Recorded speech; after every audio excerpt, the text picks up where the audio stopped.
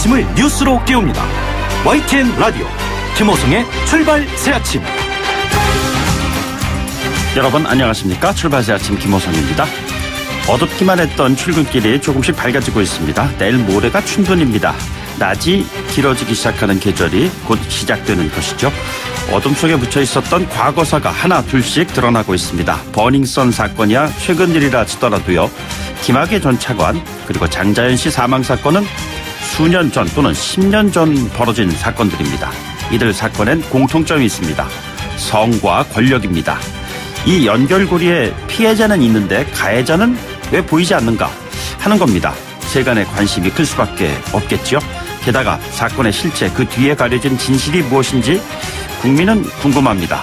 진실 규명을 촉구하는 청와대 국민청원에 수십만 명이 참여하고 있는 배경이겠죠. 대통령이 나서서 철저한 수사를 지시했습니다. 공소시효가 끝난 일은 사실을 밝히고 시효가 남았다면 엄정한 사법 처리를 주문했습니다. 검찰 과거사위원회 활동 기간도 2달 더 연장될 전망입니다. 은폐된 진실을 규명하는 과정은 법과 원칙이 살아있다는 사실을 확인하는 과정과 크게 다르지 않습니다. 비록 한 템포 늦었더라도 말이죠. 법과 원칙이 살아야 정의가 살아납니다. 3월 19일 화요일입니다. 잠시 후 출발하겠습니다.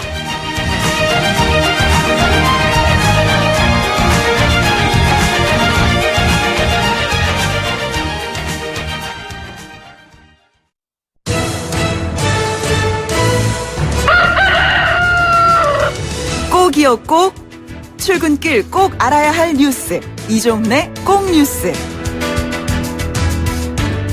네, 시사평론가 이종원 박사 나오셨습니다.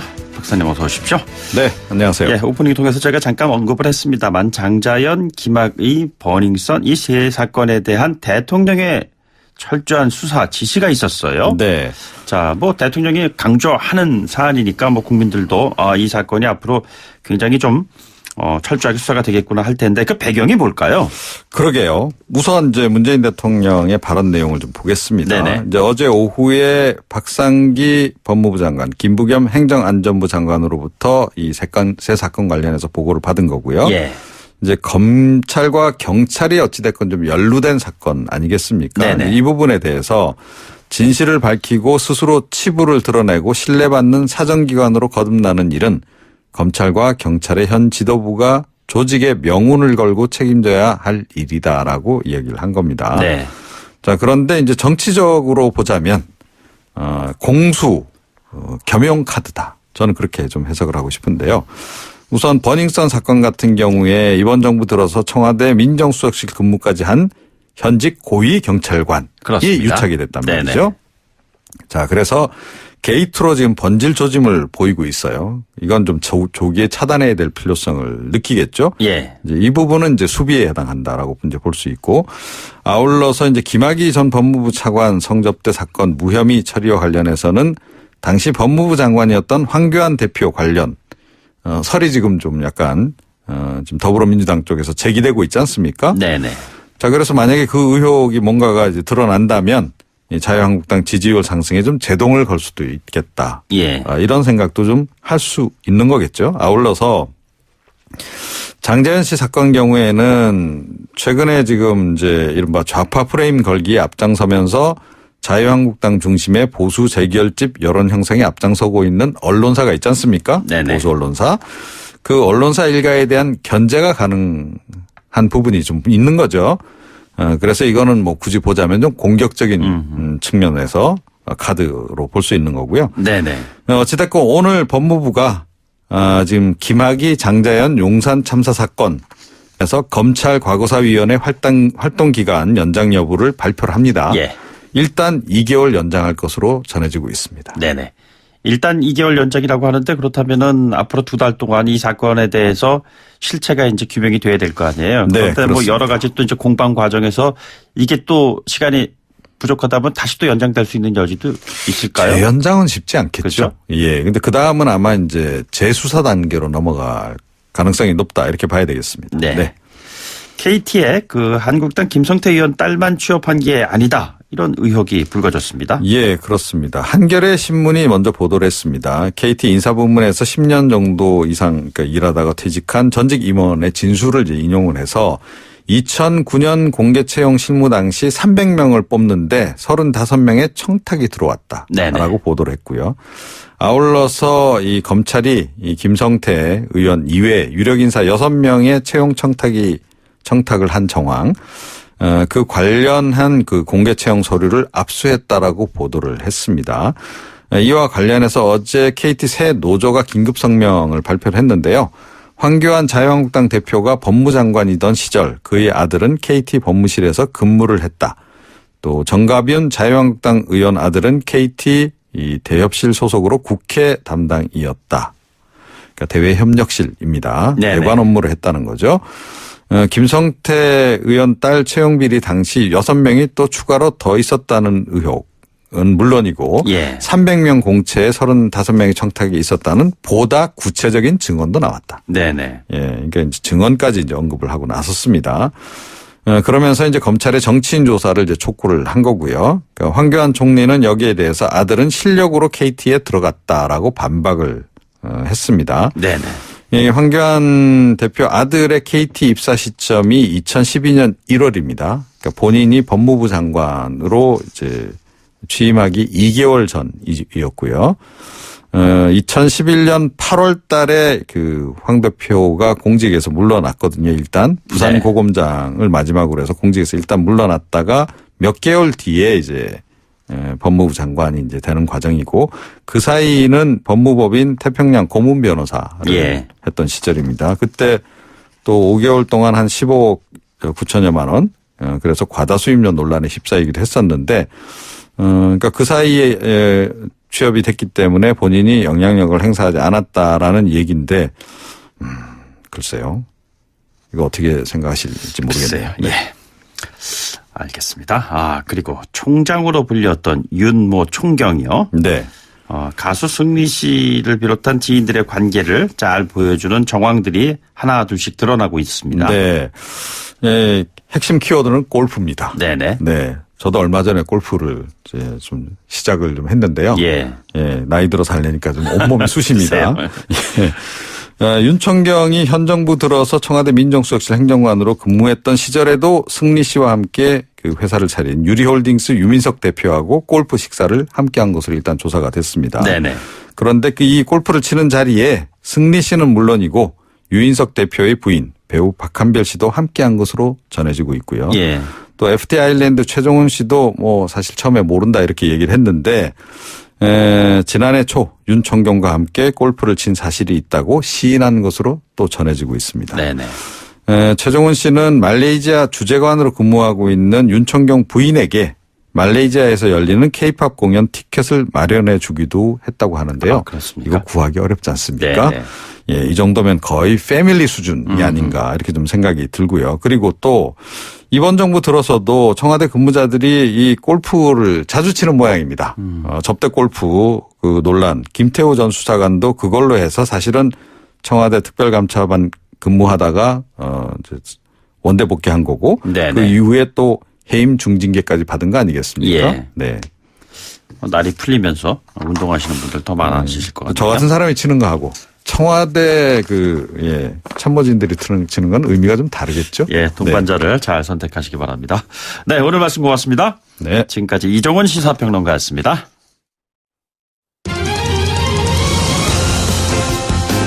가장 뜨거운 이슈 오늘의 헤드라인. 출발 새 아침 헤드라인 인터뷰.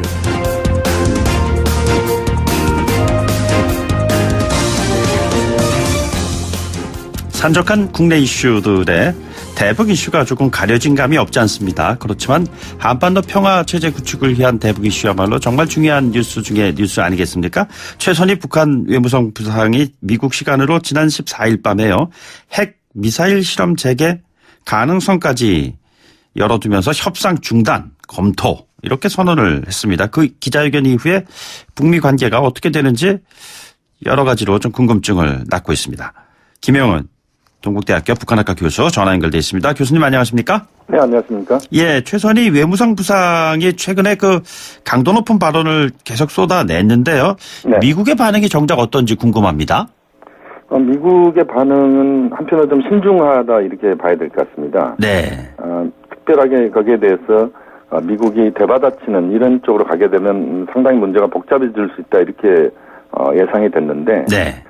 역시 또 하나의 예상은 미국은 상당히 신중할 것이라는 것이었습니다. 예. 그런 신중함을 보이고 있다 이렇게 봐야 됩니다. 물론 이제 미국의 입장이 바뀌고 있다 이렇게 아직까지 볼 수 있는 흔적은 없습니다. 미국이 지금 이제 폼페이오 장관이 최근에 한 이야기는 북한의 검증된 비핵화가 이뤄지면 북한의 주민들은 더 밝은 미래가 뒤따를 것이다. 예. 그동안 했던 이야기의 연장선이다 이렇게 봐야 되는데요. 어쨌든 미국 쪽 입장은 지금 이제 그 사찰 검증을 전제로 한 검증된 비핵화 이 부분을 하노이 정상회담 이후에 미국 쪽에서 갖고 있는 입장이다 이렇게 봐야 되는데 네네. 그 입장은 여전히 유지되고 있다 이렇게 볼 수 있습니다. 폼페이오 장관이 인터뷰한 걸 이렇게 들어보면은 그 최선희 부상 얘기에 관련돼서 협상 가능성은 열어뒀다 뭐 이렇게 얘기를 하는 걸 보니까 그쪽에서도 대화의 문은 어쨌든 열어놓고 있는 것 같습니다. 역시 지금 북미의 모습을 보면 제가 볼 때는 인내란 표현으로 쓸 수 있을 것 같습니다. 네네. 그러니까 지금 이제 하노이 정상회담에서 북한의 실망감은 컸다 이렇게 봐야 되는데 예. 그 실망감이 최선희 부상의 목소리를 통해서 최근에 나왔다 이렇게 봐야 되고요. 네네. 미국의 입장은 역시 그 비핵화와 관련된 부분에서 좀 더 검증된 비핵화가 먼저다라고 하는 그런 입장을 갖고 있지만 그러나 서로의 감정 싸움은 자제되고 있고 네네. 굉장히 제한된 수준에서 지금 공방을 간접적으로 펼치고 있다. 이런 점에서 보면 저는 대화 쪽으로 갈 수 있는 그런 흐름들은 북미가 계속 만들려고 하는 그런 입장인 것 같고 물밑 접촉도 현재 이루어지고 있을 가능성도 저는 충분히 있다고 봅니다. 예.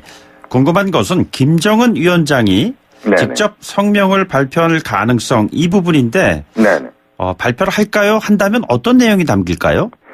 지금 이제 이 부분은 조금 그 진실의 순간을 우리가 좀 찾아야 되는 부분들이 있습니다. 네네. 다시 말씀드리면 김정은 위원장의 그 입장이 공동 성명이라고 하는 형태로 나올 것이냐는 부분인데요.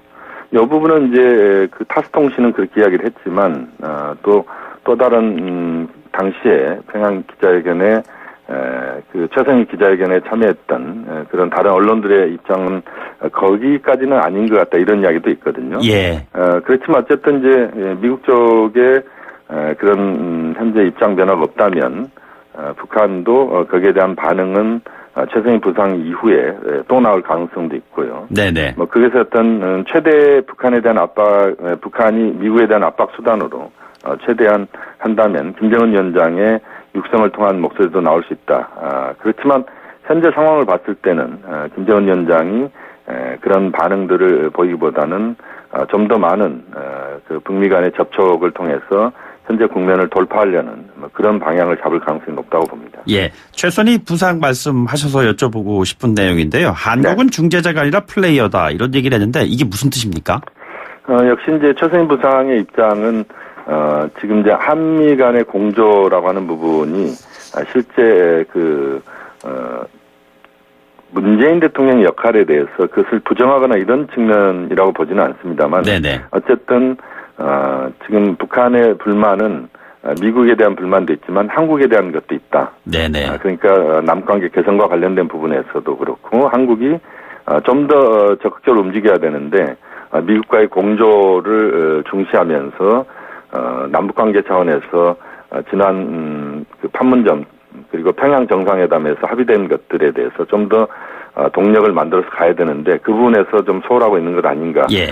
여기에 대한 북측의 불만의 표시라고도 볼 수 있습니다. 예, 그 플레이어 가운데 굉장히 중요한 플레이어 역할을 하게 될 신임, 그러니까 물론 지금 후보자 신분입니다만 김현철 통일부 장관 후보자의 과거 발언을 놓고 이런저런 얘기가 많은 것 같습니다. 네네. 교수님 어떻게 보고 계시는지요? 이 부분은 저는 과거에 김현철 후보자가 학자 때 주장했던 것을 지금의 어떤 그 잣대로 계속 그 평가하는 것은 그렇게 적절하다고 보지는 않습니다. 네네. 왜냐하면 이제 학자의 주장이라고 하는 것은 과거의 기준으로 보면 한 20, 30년 정도의 과정을 통해서 이제 진화 발전을 해왔다라고 봐야 되는데요. 김현철 장관 후보자가 그런 진화 발전을 해오는 이 과정으로 좀 이해를 할 필요도 있을 것 같고요. 네네. 또 하나는 이제 학자로서의 발언에 대해서 이념적인 공세를 가하는 것 또는 이념의 잣대로 그것을 재단하는 것은 저는 그렇게 적절하지는 않다. 그런 점에서 좀 더 물론 정제된 표현들이었으면 좋겠다는 생각은 듭니다만 어쨌든 김현철 장관 후보자에 대한 그런 이념 공세랄지 이런 부분들은 네네. 그렇게 적절하다고 보지는 않습니다. 좀 더 구체적으로요. 학자 시절에 언급했었던 내용들 가운데 북한 그 비핵화에 앞서서 핵 동결이 중요하다 또는 남북 경협과 연관돼 있는 사안이기도 합니다만 금강산 피격 사건 관련해서는 통과 의례다. 네네. 뭐 이런 부분에 대한 것들과 관련된 학자로서의 그 의견이 장관직을 수행하는 데 있어서 그러면은 바뀔 수 있다는 여지를 가지고 있어야 한다는 것인가요? 저는 그 학자로서의 주장일 때와 또 현재 그 정책적인 판단을 하는 것은 충분히 달라질 수 있다고 봅니다. 네네. 왜냐하면 그것은 김현철 장관 후보자 개인의 입장보다는 이제는 문재인 정부의 평화 번영 정책에 기반해서 자신의 목소리를 내고 북한과의 대화를 하고 또 전반적인 한반도 정세를 풀어가는 그런 중요한 역할을 하는 것이기 때문에 네네. 그 과정에서는 분명히 그 정부 정책에 기반해서 자신의 이야기를 하는 쪽으로 가는 것이고 저는 그렇게 또 가리라고 봅니다. 교수님께서 또 뭐 북한 학자로서의 그 여러 가지 분석에 탁월한 능력을 보여주고 계시는데 김현철 후보자는 학자로서 어떤 평가를 받고 계십니까? 제가 볼 때는 김현철 후보자 같은 경우는 박사학위 논문이 1950년대 북한 경제를 분석한 논문입니다. 네네.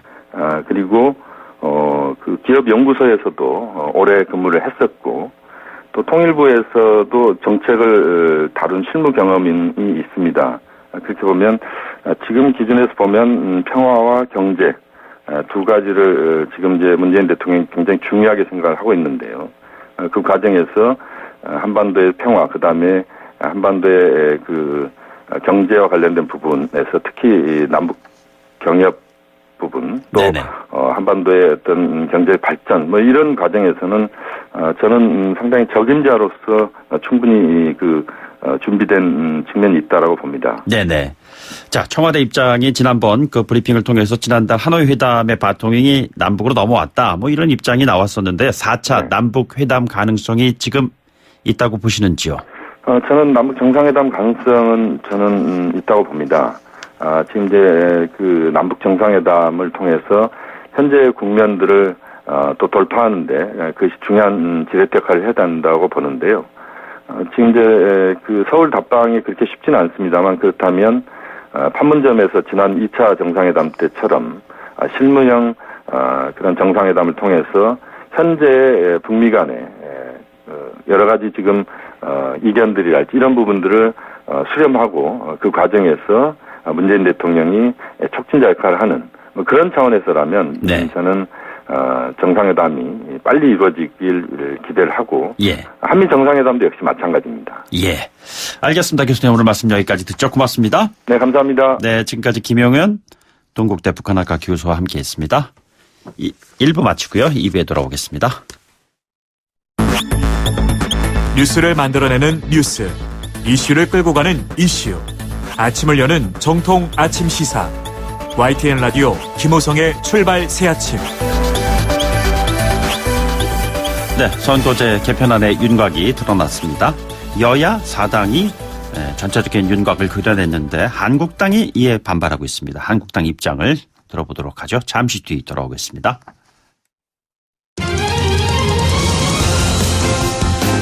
가장 뜨거운 이슈 오늘의 헤드라인.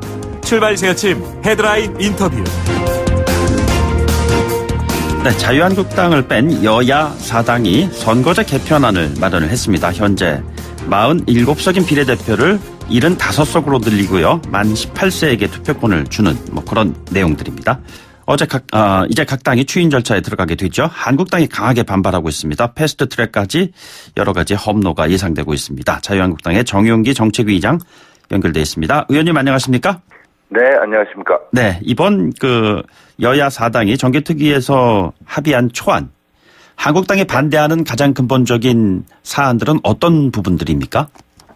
네, 일단은 저희는 이 현재 집권 하고 있는 분들이 내년 총선에 반드시 어떤 좌파 장기 집권의 틀을 만들어내야 되겠다라고 하는 이런 전략적인 목표를 가지고 있다고 봅니다. 그래서 정의당에다가 이익을 줘서 정의당이 교섭단체를 구성할 수 있는 이런 의석을 확보해주고, 그래서 사실상 연합정권 형태로 운영을 하면서 대신에 좌파들이 권력기관을 장악하기 위한 수단으로 공수처와 검경 권력을 장악하려고 하는 이런 큰 디자인 하에서 이런 일들을 벌이고 있다라고 보고 있습니다. 네네. 그래서 어제 나경원 원내대표가 연동형 비례대표제의 핵심은 정의당을 교섭단체로 만들어주는 것이다. 이런 발언을 하신 건가요? 그렇죠. 같은 맥락이죠. 네. 네네. 자, 그렇다면은, 한국당은 국회의원 늘어나도 좋습니까? 연동형 비례대표제 막아주십시오. 이런 캐치프레이즈까지 지금 내걸고 나서고 계시잖아요. 네네. 예, 그런데 지금 한국당의 안도 있습니다. 그 안은 의원 정수를 오히려 축소하고 지금 제가 언급한 국회의원 늘어나도 좋습니까? 그 연장선상에 있는 것 같은데요. 그런데 네. 비례대표제를 폐지를 하면은 네.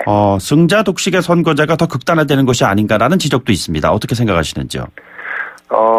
지금 여당이나 정의당이 추진하려고 하는 연동형 비례대표제의 문제점은 이루 말할 수가 없고요. 근데 기존의 병립형 비례대표제 어느 정도의 필요성도 있다는 것을 전면 부인하지 않습니다.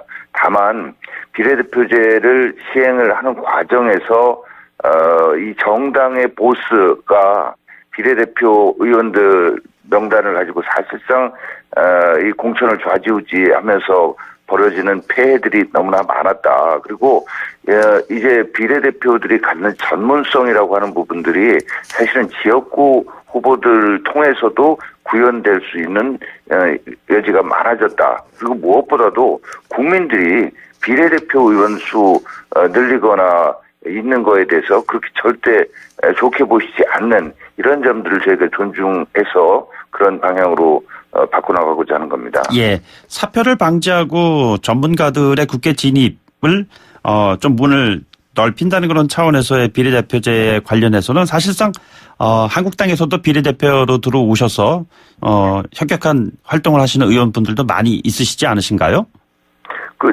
제가 말씀드렸듯이 그래서 현재 기존의 병립형 비례대표제에 대해서 전면적으로 100% 필요 없는 것이다라고 하는 그런 입장까지는 아닙니다만은 저희는 비례대표보다는 현재 지역구 의석이 과대 대표되고 지역구 의원들의 대표성이 선거구가 지나치게 확장되면서 이렇게 침해되는 이런 부분들을 해소하는 게 더 국민들께서 원하시는 거고, 비례대표 갖는 장점에도 불구하고 비례대표를 운영하는 과정에서 상당히 좀 투명하지 못한 정당 운영 이런 것들에 대한 국민적인 실망과 어떤 분노가 더 크다고 본다는 이런 말씀입니다. 예, 의원님, 근데 이게 지금 연동형 비례대표제의 핵심 관련해서 정의당을 교섭단체로 만들어주는 선거제도가 될 것이다, 이런 얘기를 한국당이 지금 하고 있는데요.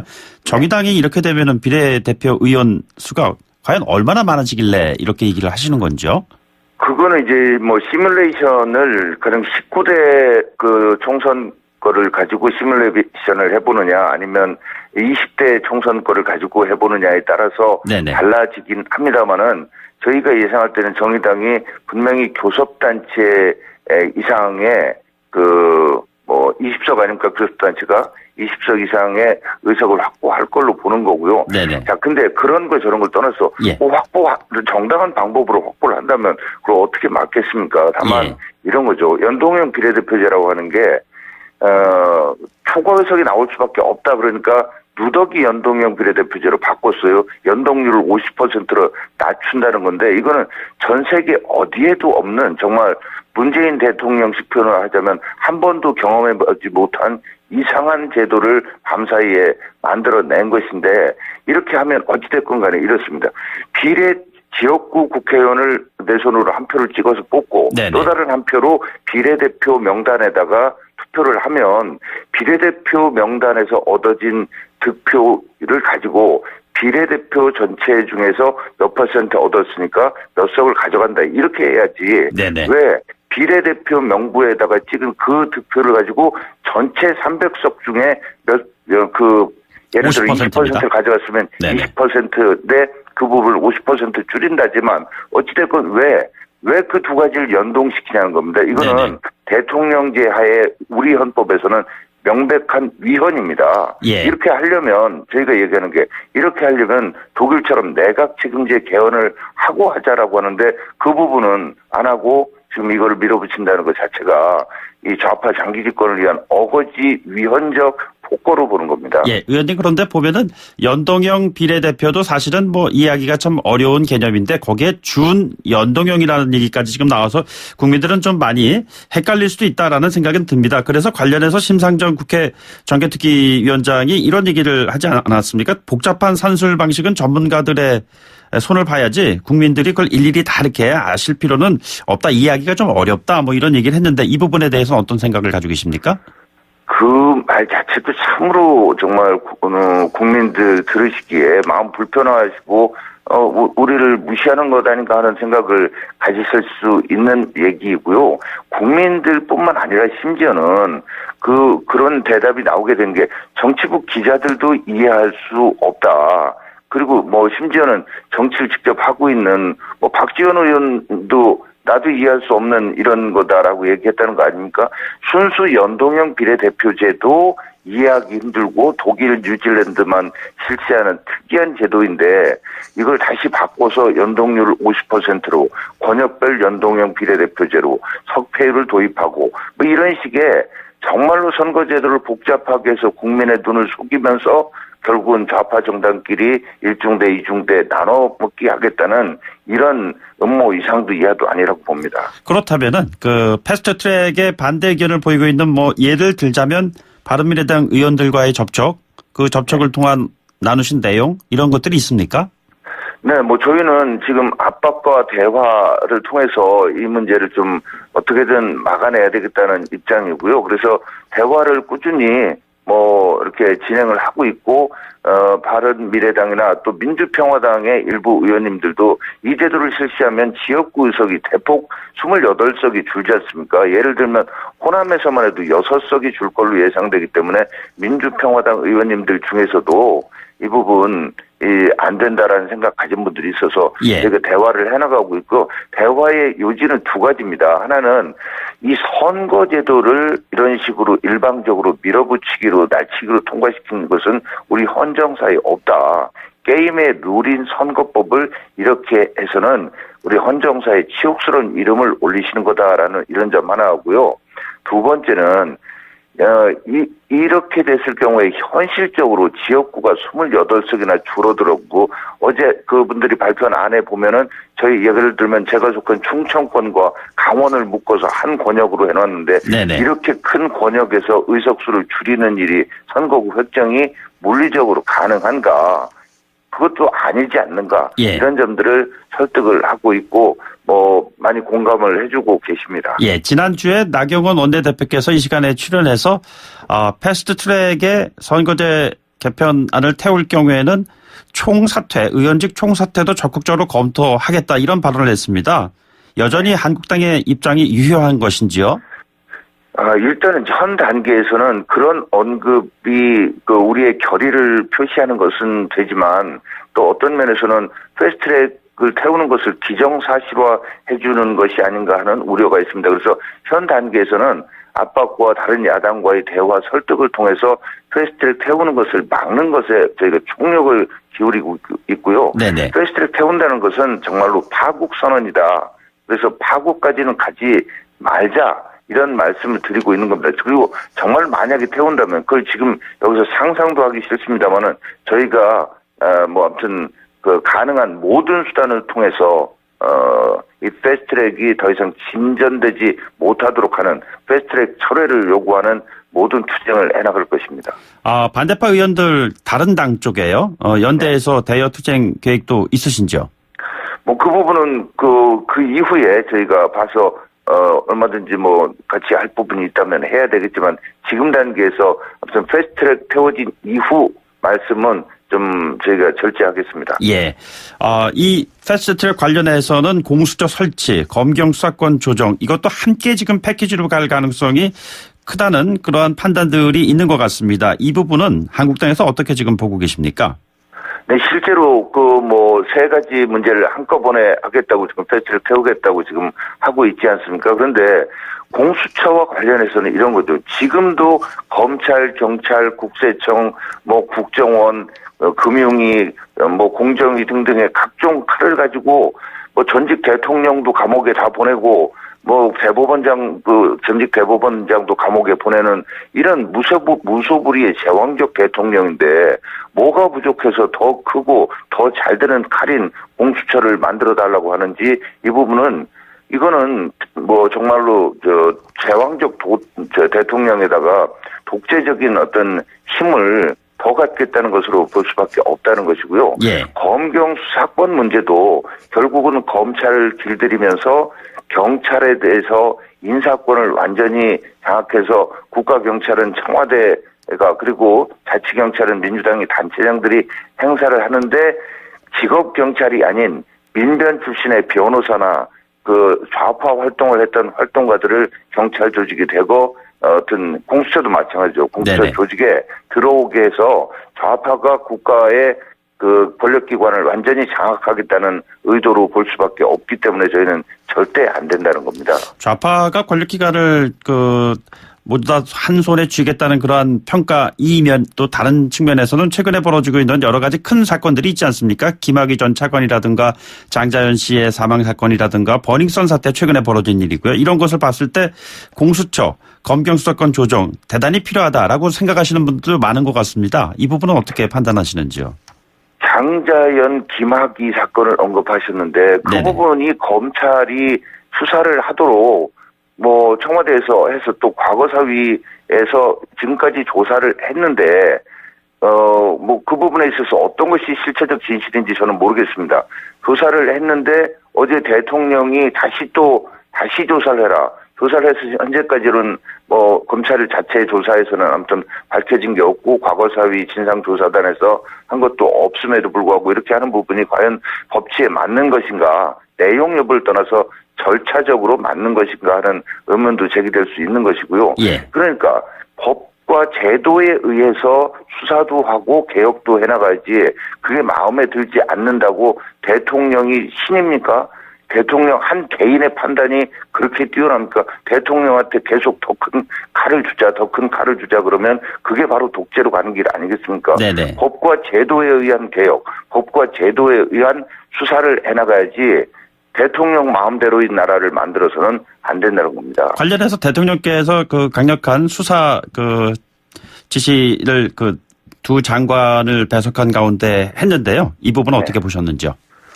자, 일단은 제가 말씀드렸듯이 절차적인 면에서 그 수사는 수사기관이 알아서 그 판단해서 수사를 하도록 해야 하는 것이지 특정 사건에 대해서 대통령이 직접 수사 지시를 하고 수사할 내용과 방향까지 직접 그렇게 국민 앞에서 나서서 이렇게 지시하는 거 이게 과연 법치주의라고 하는 이런 거의 절차 형식에 맞는 것인가 하는 이런 점하고요. 거기다가 현재 경찰과 검찰의 총수들이 이거에 대해서 책임져라라고 이렇게 한 것은 정말로 수사기관에 대한 압박을 넘어서 정말 이렇게까지 하는 정말 숨은 의도가 무언가를 의심케 하는 이런 행위였다고 생각을 합니다. 알겠습니다. 지금 자유한국당에서 오늘부터 임시국회 대정부 질문이 시작이 됩니다. 어떤 부분을 집중적으로 지적하실 계획이신지요? 네, 뭐 지금까지 말씀드렸던 패스트트랙 악법 물론이고 지금 국민들께서 미세먼지로 정말로 고통스러워하시는데 이런 부분 또 그거와 관련된 탈원전 정책의 문제점 또 경제 문제와 관련해서는 이 소득주도 성장이라고 하는 잘못된 정책을 고집하는 것에 대한 좀 비판 지적도 해야 될 것이고요. 블랙리스트 민간인 사찰을 비롯한 김태우, 신재민, 김경수, 손혜원 이런 각종 국민 의혹 사건, 대통령 딸의 비밀 해외 이주 사건 비롯해서 이 막무가내식 도작 조사 평가에 의한 4대강 보호 철거, 북핵 문제 관련한 대미 대일 외교 정말 따질 것이 한두 가지가 아닙니다. 이 부분 제가 철저하게 국민을 대변해서 목소리를 내고자 합니다. 알겠습니다. 오늘 말씀 여기까지 듣죠. 고맙습니다. 네, 감사합니다. 지금까지 자유한국당 정용기 정책위 의장과 함께했습니다. 저희는 3부에 돌아오겠습니다.